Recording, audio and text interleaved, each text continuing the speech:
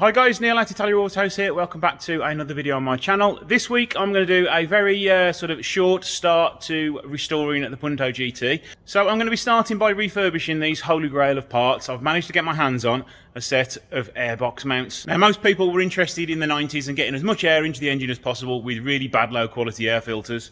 So a lot of people removed these, put these in the bin to save a few grams in weight. And these are now one of the, sort of the most sought after part to obtain for the Punto. So I need to get these in the blasting booth, and I've also got one broken bolt there which I need to remove. So let's get these bad boys in the booth and then we can start on removing that broken bolt.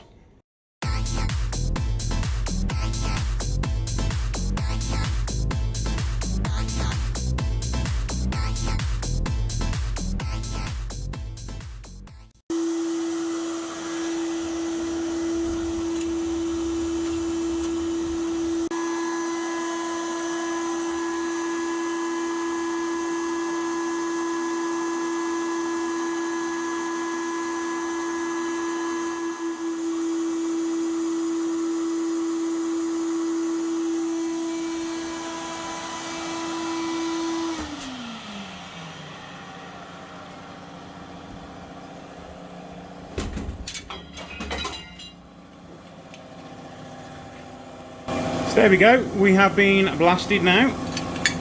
Most of the rust is gone, there are some still little stubborn parts on there, but by the time I've put some of my rust converter on there and primed it, you'll never know. Okay, so let's turn the welder on, get an earth to it, stick a washer on it. I've got a slightly oversized nut. And now, hopefully, we can just weld into there and it'll get a good seal.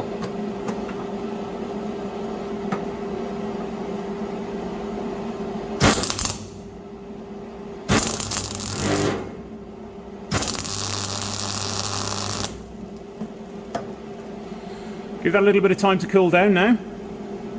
And fingers crossed it'll come out.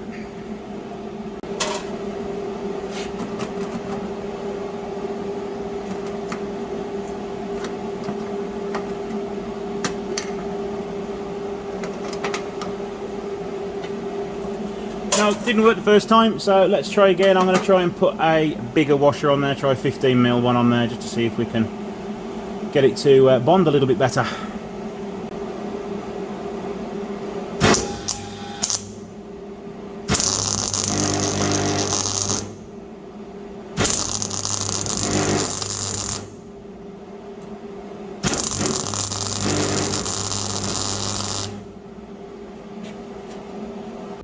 So yeah, so let's try once more.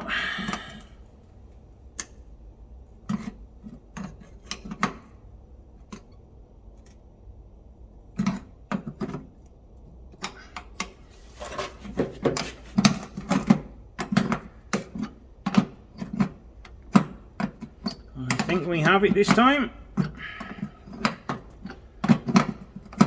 So with the heat of the welding will also expand the metal, so it does make it a little bit easier.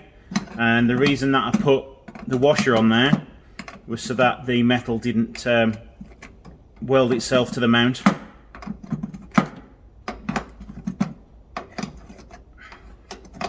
still don't want to touch it with my fingers because it's rather hot. There we go. There we go, all fixed. What I'm doing now, I'm just giving it a touch of rust converter all over it, and then we can get it primed and painted silver.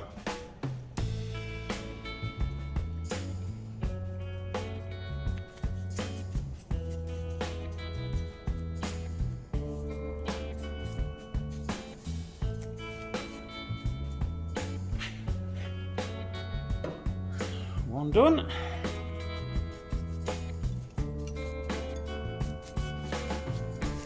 Also going to be leaving the bolts in so we don't get any paint in the holes, and we'll put new bolts in when it's eventually fitted in a long time to come.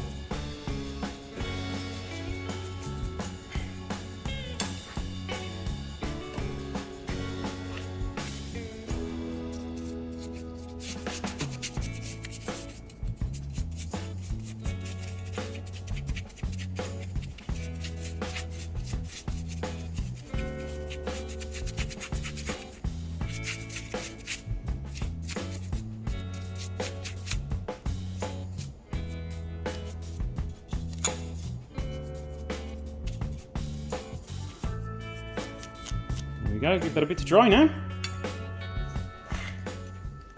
What I'm going to do while I've got the mounts waiting to dry, I'm just going to do a little test on it, because whenever I try and start it, I can always hear like a chuffing noise when it's idling, and it's really poor when the engine's cold on starting. You always have to sit there and rev it for like 5 minutes before it'll eventually run. So anyway, I've let it run for a few minutes now, and it will now start by itself and idle. But can you hear that chuffing noise? So what I'm going to do now, a bit of carb cleaner, just to see if there's an air leak anywhere. Yeah. So we've got an air leak on the intake manifold somewhere. Yeah, 'cause you can hear the revs fluctuating every time it gets a little bit of extra combustibles. Yeah, it's mainly down here.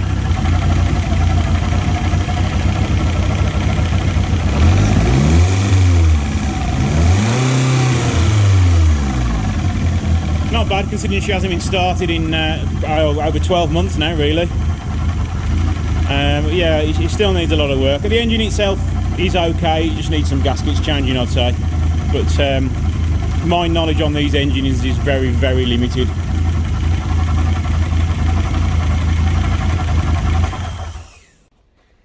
So when the engine comes out, it is going to want probably a gasket set putting on it, or at least some gaskets changing. But the car is, what, getting on for 25 years old now? So it is going to want plenty of work. Forgot to say, just before I put some rust inhibitor on there, I did degrease them thoroughly as well. The sandblaster would have done a good job of it, but just to finish them off completely. So yeah, it's had a bit to dry now, so let's just get it in acid etch primer.